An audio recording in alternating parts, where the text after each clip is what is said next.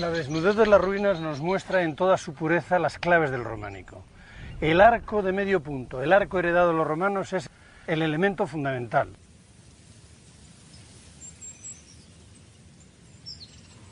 Las ruinas de Roma fueron un enorme banco de datos para la gente del románico. Aquí estamos debajo del Arco del Triunfo, que es un alarde de estabilidad. Es un milagro que no se caiga sobre mi cabeza. Afortunadamente, la mayor parte de los templos que vamos a ver del medievo están en pie y todavía funcionando y siendo útiles.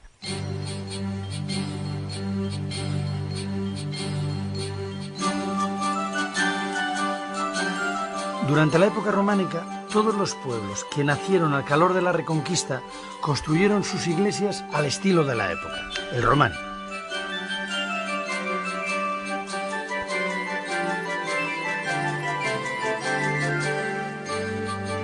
Los promotores eran los monasterios y algunos nobles cercanos a las tierras, pero los sacerdotes locales eran los que se ocupaban de movilizar a las gentes para que aportaran los dineros, su tiempo de trabajo e incluso los materiales. Sin embargo, eran las leyendas y las reliquias los que al final envolvían y justificaban la construcción de estos templos.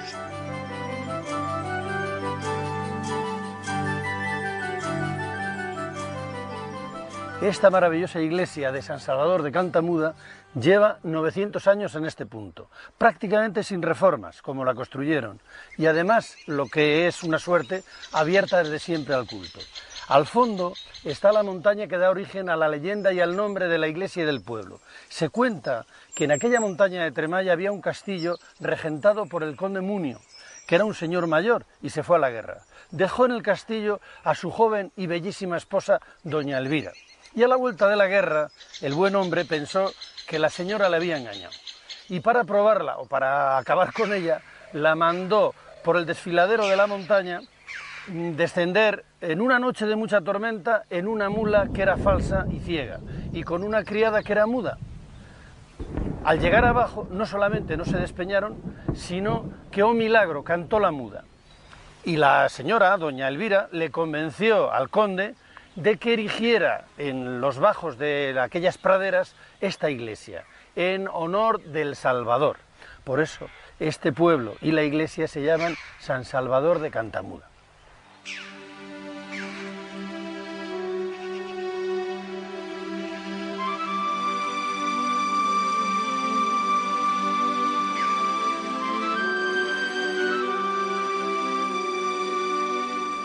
La iglesia es la casa de Dios y el lugar donde se reúne todo el pueblo para el culto. Por este motivo, la iglesia es el mejor edificio del pueblo, el más sólido, el más lujoso y el más ornamentado.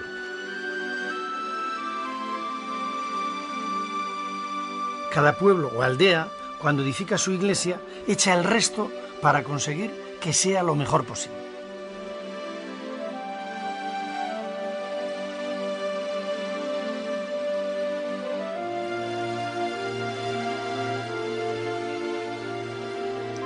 Una vez tomada la decisión de construir el templo, lo primero que hacían era buscar o contratar a un buen maestro de obra que fuera asequible y localizaban la cantera más cercana al pueblo para evitar gastos inútiles.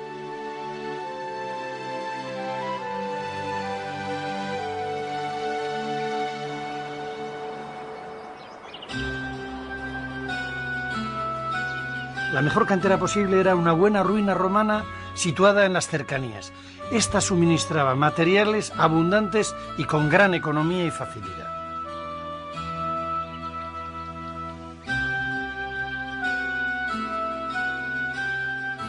Este es el caso de la iglesia de Coruña del Conde, que guarda entre sus paredes gran cantidad de piedras de la vecina ciudad romana de Clunia.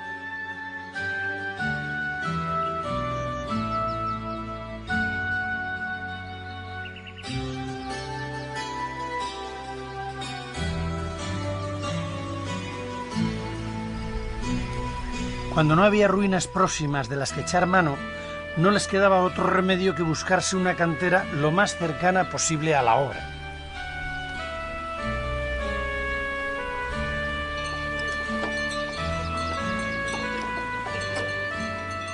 El transporte se realizaba en carros tirados por mulas o carretas de bueyes como este que ven, y podía ser muy caro si la cantera estaba muy alejada de la obra.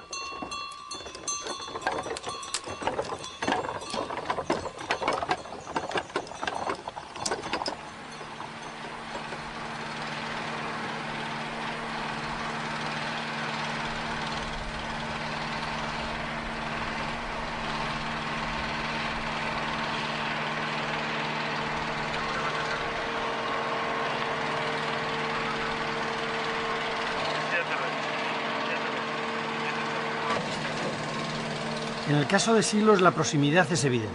Apenas hay unos cientos de metros desde el pueblo a la cantera, que como ustedes ven todavía está en explotación y lleva más de 1000 años suministrando piedra al pueblo de Silos, a pueblos de la comarca, y actualmente se exporta de la región. Esta es la cantera más antigua que conocemos de Silos y donde ha seguido la extracción. ¿Cómo hacían aquellos artífices para extraer estas piedras con la escasez de materiales que tenían? Pues usaban la pica y el martillo de cantería para hacer las rozas, luego metían cuñas expansivas, entonces echarían agua y al esponjar esa madera, que sería una madera que absorba mucha agua, abriría. Con eso reventaban las piedras cacho a cacho, en forma cúbica. O sea, sacaban cubos de piedra y posteriormente sí, la elaboraban. La elaboraban aquí para no llevar peso al monasterio. ¿Más o menos con qué herramientas crees que utilizaban? Pues para cortar la piedra, una vez que habían apalancado y sacado el cubo, luego le perfilaban con las picas y los martillos de cantería. Más o menos como esta piedra que hemos encontrado aquí en la cantera. Esto sería, sí, las huellas de la pica. De la pica para darle forma. Para darle forma, que la elaborarían, me imagino, aquí en la cantera, porque no les interesa llevar ni ripios ni llevar material pesado allí. Ya eran las piedras suficientemente grandes como para llevar incluso lo que es el perfil de la piedra sin preparar. No, esta es pequeña y pesa, ¿eh?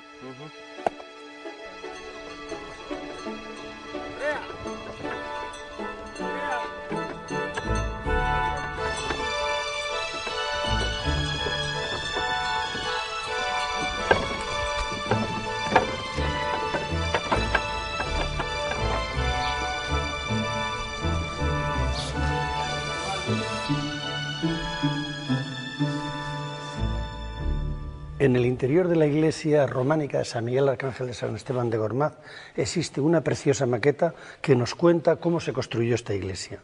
En el centro de la maqueta está mi colega, el maestro arquitecto que tiene las trazas a escala del conjunto de la iglesia y en parte ya ha levantado, porque también el maestro era artesano, el pórtico, que es el elemento más importante desde el punto de vista ornamental. Se acerca una carreta de bueyes que trae de la cantera una serie de sillares ya preparados previamente. Y cerca está el taller de cantería, donde el maestro cantero y su ayudante están regularizando los sillares. Ya tienen elaboradas algunas columnas, basas y capiteles de la iglesia. Está un taller de madera donde previamente han traído la madera desbastada del bosque y la están preparando ya para formar la cubierta. Los albañiles están encaramados en los muros colocando la mampostería, al igual que lo hacen los que colocan la teja. De un pozo que se ha abierto en las cercanías se extrae el agua, que se lleva al bancal donde se está haciendo la masa de cal para la argamasa de los muros. Todo ello con los peones y ayudantes que transportan los materiales de un sitio para otro. En definitiva, un grupo de trabajadores muy bien organizados que todos a una están levantando esta iglesia del siglo XI.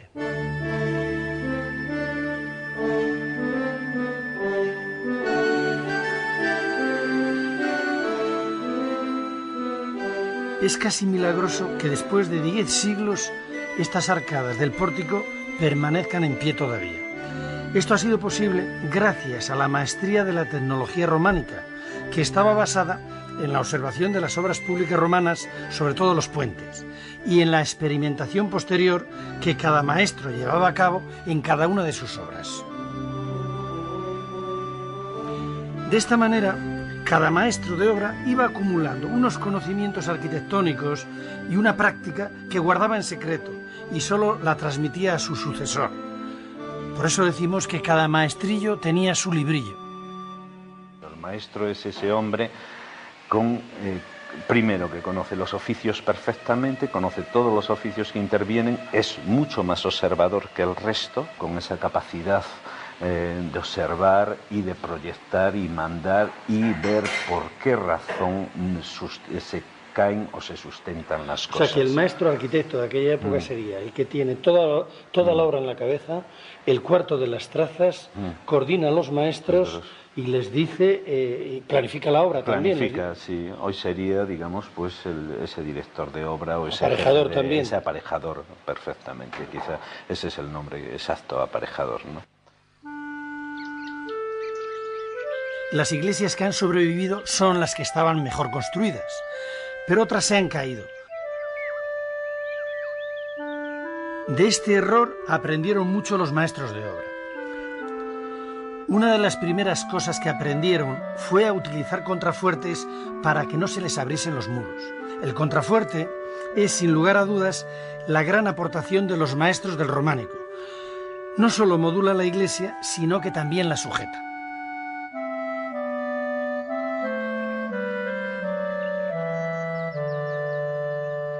Este arco se terminará cayendo y a no mucho tardar, porque el empuje que tiene no está contrarrestado, no hay un contrafuerte. Para eso servían los contrafuertes en las iglesias románicas, para evitar que el empuje de los arcos tirara los muros y se desplomaran los arcos. ¿Ven ustedes la grieta? Pues esa grieta marca por dónde van los empujes del arco, y ahí tenía que estar un contrafuerte.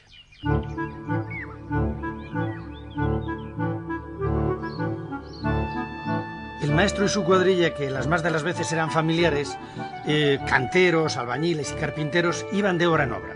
Eran itinerantes. Contrataban una obra, la hacían, la cobraban y se iban a otra parte. Para su desgracia y para nuestra ignorancia, la mayor parte de los maestros han permanecido en el anonimato. Hay algunas excepciones, como por ejemplo el caso de la iglesia de Rebolledo de la Torre, donde el maestro firma su obra. Por eso en el exterior de la ventana del pórtico hay una inscripción en latín en la que, además de señalar el nombre del promotor y la fecha de la obra, indica su propio nombre, el del maestro que la hizo. Por eso cuenta, hizo este portal el maestro Juan de Piasca.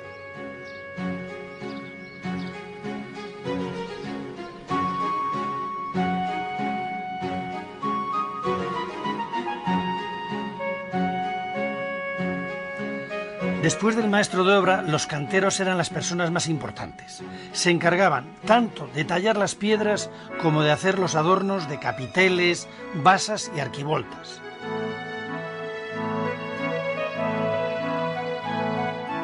También nos han dejado ejemplo de obras firmadas. En la portada de la iglesia de Revilla de Santullán, el cantero se ha atrevido a autorretratarse al final de una arquivolta que había decorado con la Última Cena. Y para que no quede ninguna duda, estampa su nombre: Micaelis me feci, me hizo Miguel.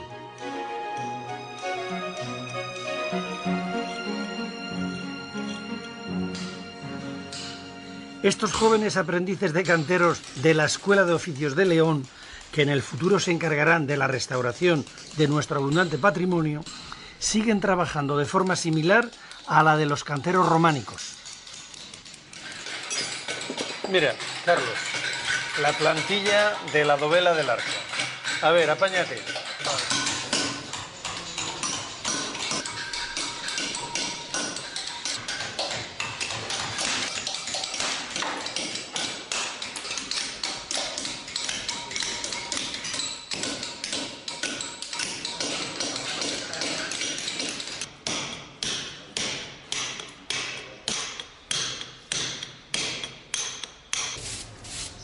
Una vez afilado más con el puntero y pasado con la uñeta de una forma irregular, pero más aproximado a las atacaduras, daríamos el trinchante siempre inclinado para que sirva de evacuación de aguas también.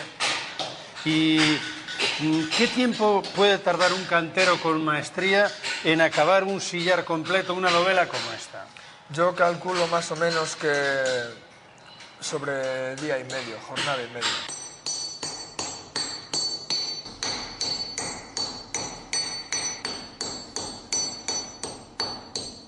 Los canteros de la época románica, después de haber dado forma a la piedra, tenían que acabarla, y la acababan de una forma muy característica, que es inconfundible, sobre todo cuando el sol incide bien sobre la piedra, con el hacha.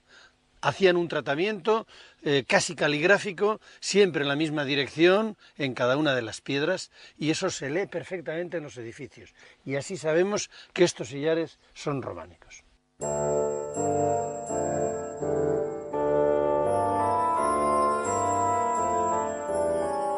Además de las huellas del hacha, los canteros solían dejar su firma en cada piedra que tallaban. Son las llamadas marcas de cantero. A esto se le da una explicación cabalística por algunos, nada más alejado de la realidad. Lo que el cantero pretendía es que se supiera cuántas piedras había labrado para después cobrarlas.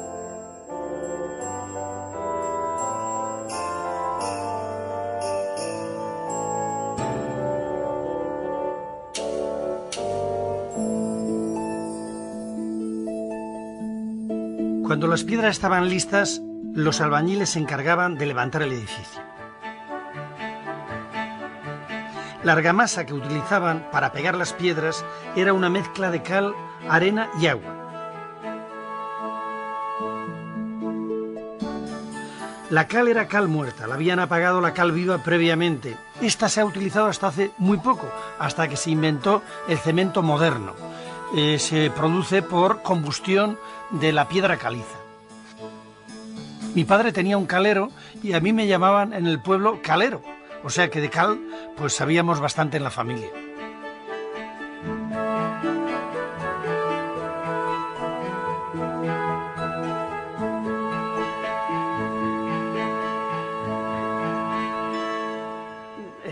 Que es el elemento fundamental en la arquitectura románica, puede ser de mampuesto o de sillares, pero en todo caso siempre de dos hojas, rellenas por un mortero pobre con argamasa y con cascotes.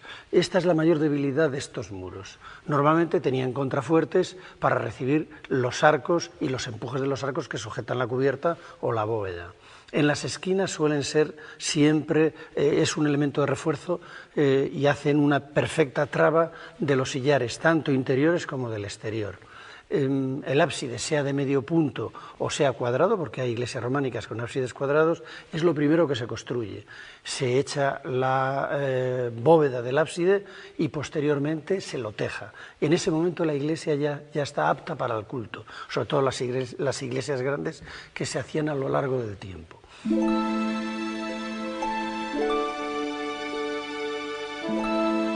La forma más segura, más elegante, más apreciada y más cara para construir iglesias era mediante la utilización de piedras perfectamente talladas en forma de paralelepípedos rectangulares, más conocidos como sillares, y que se colocaban formando hiladas, que podemos ver de una manera magistral en esta preciosa iglesia palentina de Barrio de Santa María.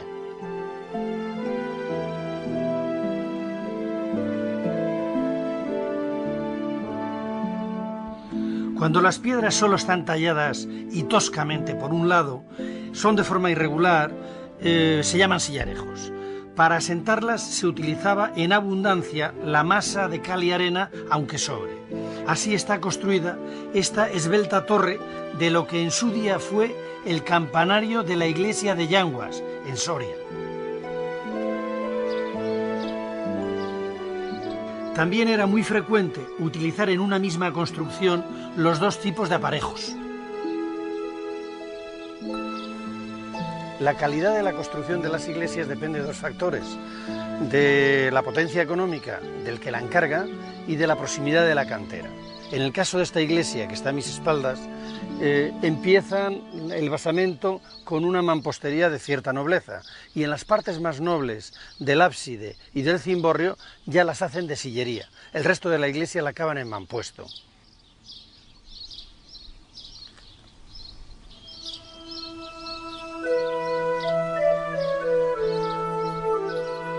La mampostería más tosca, hecha con mortero y piedra sin tallar, se reservaba para construcciones muy humildes. Este es el caso de la iglesia de Santa María de Caracena, en Soria.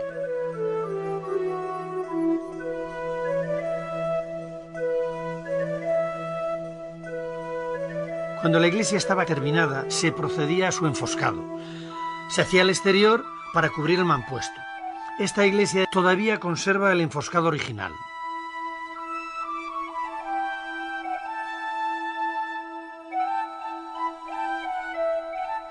Pero todavía hay una forma más barata de construir.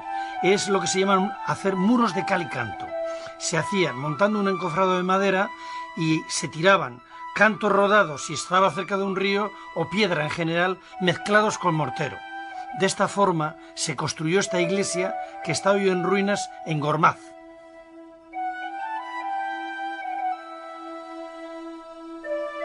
En los lugares donde era caro conseguir piedra o no la había, se recurría al ladrillo.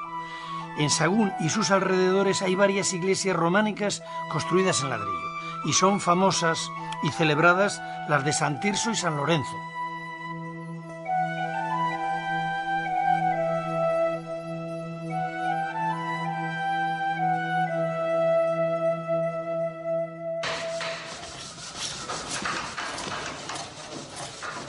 Otro de los oficios imprescindibles para la construcción era el de los carpinteros.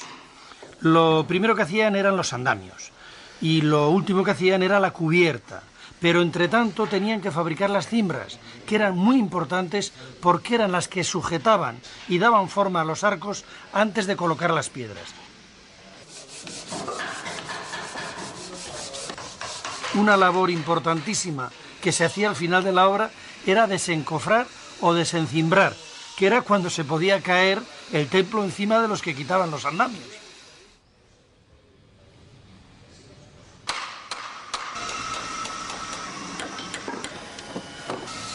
Los artesonados de la cubierta eran una verdadera obra de artesanía y también de arte.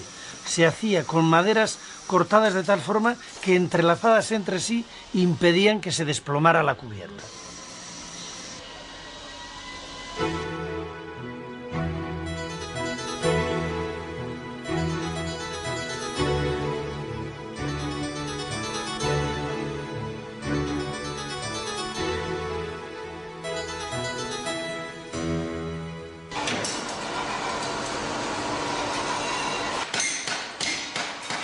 Otro de los oficios fundamentales en la construcción románica es el de los herreros. Estos eran los que manejaban la fragua, el herrero y sus ayudantes, que también podían ser familiares.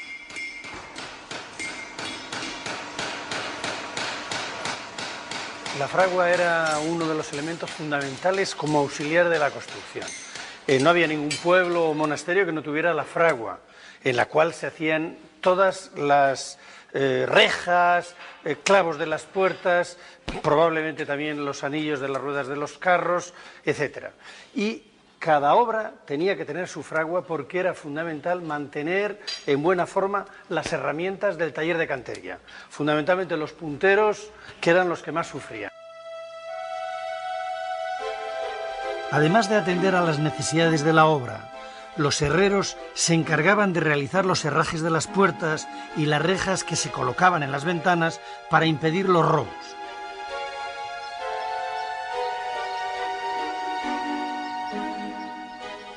Esta puerta que están viendo tiene gran belleza, pero no es gratuita. Cada clavo, cada hierro está puesto en la puerta para reforzarla. Es una puerta de seguridad, de modo que los clavos ayudan a la madera a proteger la iglesia de los robos.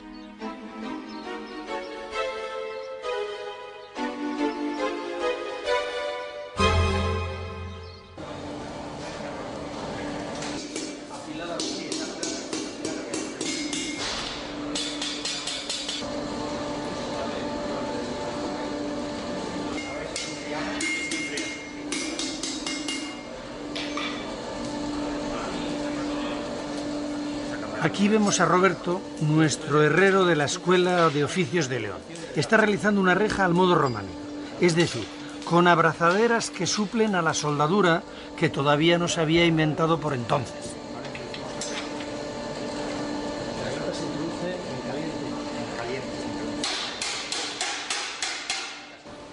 ¿Y cuánto tiempo le puede llevar a un herrero y su ayudante? Porque me imagino que tendríais ayudantes. Sí, casi todos los trabajos se hacen con ayudante. ¿Qué tiempo le puede llevar una reja como esta? Pues aproximadamente un mes, más o menos. completa según está, con las abrazaderas, los nudos, todo.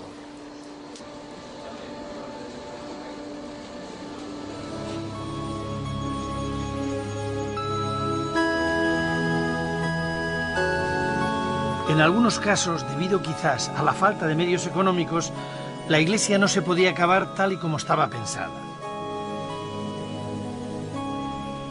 Encogía la obra, desaparecía la parte dedicada a los fieles y se unían el ábside y el cuerpo del campanario. El resultado son iglesias inacabadas. Estas que ven son las de San Pantaleón de Losa y la de Barrios de Bureba, ambas en Burgos. Cuando acababan su labor los canteros y los albañiles se iban, entraban en la obra los pintores. Aunque ahora vemos que la mayoría de las iglesias románicas están desnudas, con la piedra vista, no era así originalmente. Los muros interiores se enlucían y posteriormente se decoraban con pinturas. El hombre medieval, el hombre de aquella época, no concebía el interior de sus iglesias sin el aditamento imprescindible de la pintura mural. En algunas ocasiones era un simple enlucido, un simple revoco, y en otras ocasiones esos enlucidos se decoraban con unas pinturas murales como las que tenemos aquí detrás de nosotros. Pero pintaban hasta los capiteles. Efectivamente, se pintaban los muros y aquellas partes que iban decoradas con labores escultóricas, los capiteles, a veces incluso partes del exterior, como podían ser las propias portadas o los canecillos, o las metopas que quedaban entre los canecillos también se decoraban con pintura.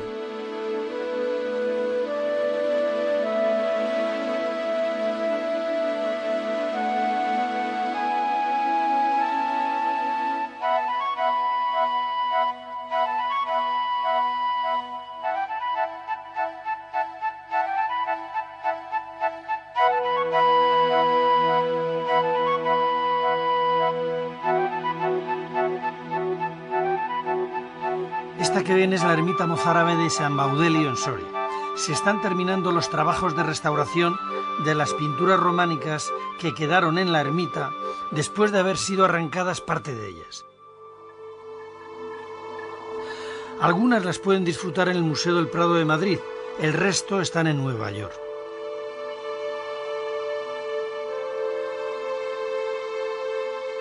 Los pintores que la realizaron, lo primero que hicieron fue enfoscar los muros para la preparación de la pintura. Lo hacían con un mortero de cal y de arena, y sobre él daban varios revocos que cada vez eran más finos. Sobre la última capa, aún húmeda, se trazaba con una cuerda batida las líneas maestras de la composición. Lo hacían igual que lo hacen ahora los albañiles que hacen los replanteos. Y después empezaban a pintar. Siempre pintaban con la pared húmeda, de modo que cuando secaba la cal, cristalizaba y se endurecía. Y la pintura pasaba a formar parte de la estructura del muro, de modo que cuando se ha arrancado la última capa, todavía la pintura que había traspasado esta capa la podemos ver en la pared y es lo que se está restaurando en San Baudelio.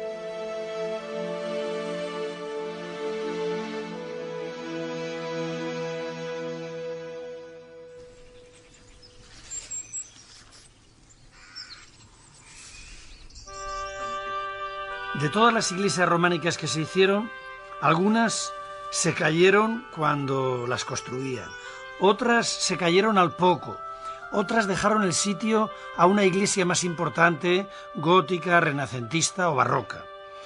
Las mejores han llegado hasta nuestros tiempos. Algunas luchan como pueden contra la ruina que las devora, sobre todo cuando el pueblo ha quedado abandonado, pero nos muestran aún la belleza que tuvieron en otro tiempo y son capaces de sugerirnos toda la grandeza de este tiempo que pasó.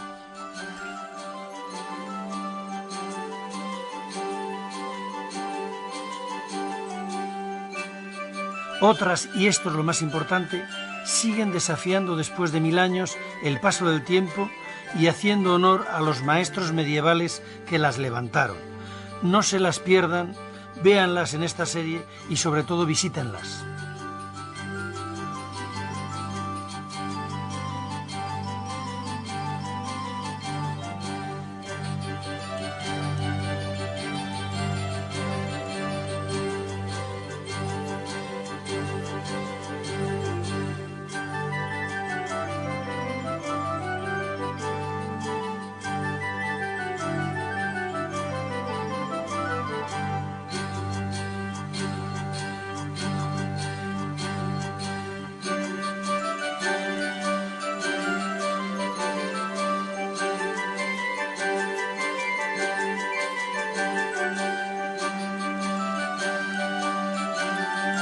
y para probarla o para acabar con ella, la mandó por el desfiladero de la montaña descender en una noche de mucha tormenta en una mula que era falsa y ciega y con una criada que era muda.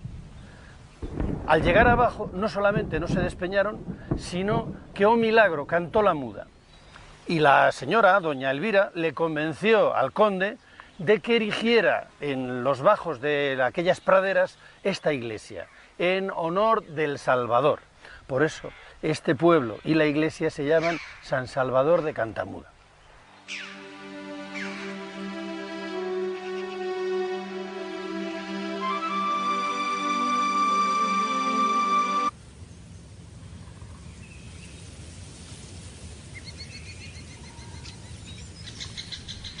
La desnudez de las ruinas nos muestra en toda su pureza las claves del románico. El arco de medio punto, el arco heredado de los romanos, es el elemento fundamental.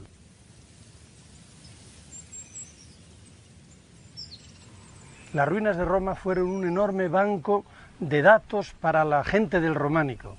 Aquí estamos debajo del Arco del Triunfo, que es un alarde de estabilidad. Es un milagro que no se caiga sobre mi cabeza. Afortunadamente, la mayor parte de los templos que vamos a ver del medievo están en pie y todavía funcionando y siendo útiles.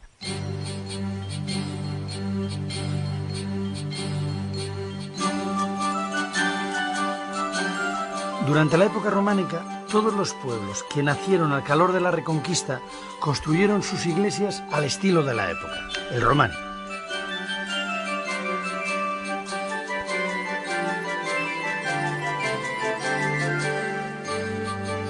Los promotores eran los monasterios y algunos nobles cercanos a las tierras, pero los sacerdotes locales eran los que se ocupaban de movilizar a las gentes para que aportaran los dineros, su tiempo de trabajo e incluso los materiales. Sin embargo, eran las leyendas y las reliquias los que al final envolvían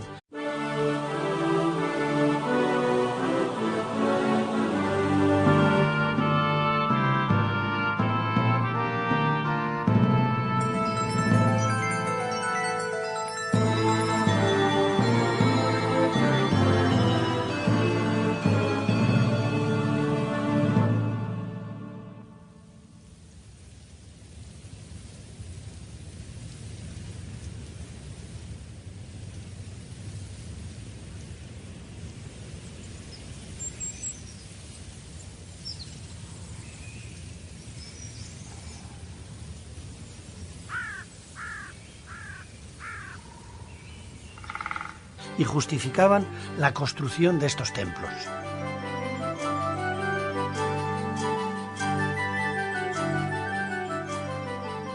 Esta maravillosa iglesia de San Salvador de Cantamuda lleva 900 años en este punto, prácticamente sin reformas, como la construyeron, y además, lo que es una suerte, abierta desde siempre al culto.